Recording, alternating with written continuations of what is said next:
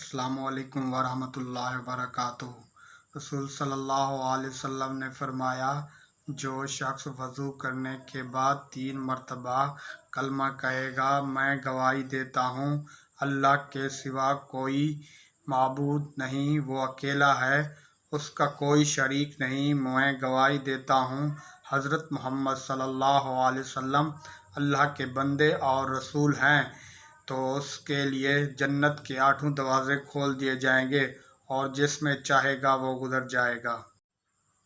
हाफिज़ुल कुरान की फ़जीलत। रसूल सल्लल्लाहु अलैहि वसल्लम ने फरमाया, क़यामत के दिन हाफिज़ कुरान से कहा जाएगा कि कुरान पढ़ते जाओ और बुलंदी की तरह पढ़ते जाओ और वैसे ही ठहर ठहर कर पढ़ो जिस तरह तुम दुनिया में ठहर ठहर कर तरतील के साथ पढ़ते थे। बस मंजिल वही होगी जहां आखिरी आयत की तिलावत ख़त्म होगी। रसूल सल्लल्लाहु अलैहि वसल्लम ने फरमाया, ईमान वालों में यादा कामिल ईमान वाले वो लोग हैं जो इखलाक में यादा अच्छे हैं।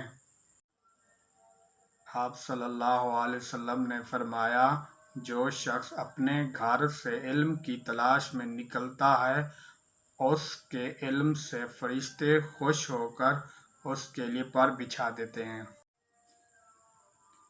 ज़मज़म जैसा कोई पानी नहीं, नमाज जैसी कोई इबादत नहीं, कुरान जैसी कोई किताब नहीं, कलमा जैसी कोई दौलत नहीं, मोहम्मद सल्लल्लाहु अलैहि वसल्लम जैसी कोई शख्सियत नहीं।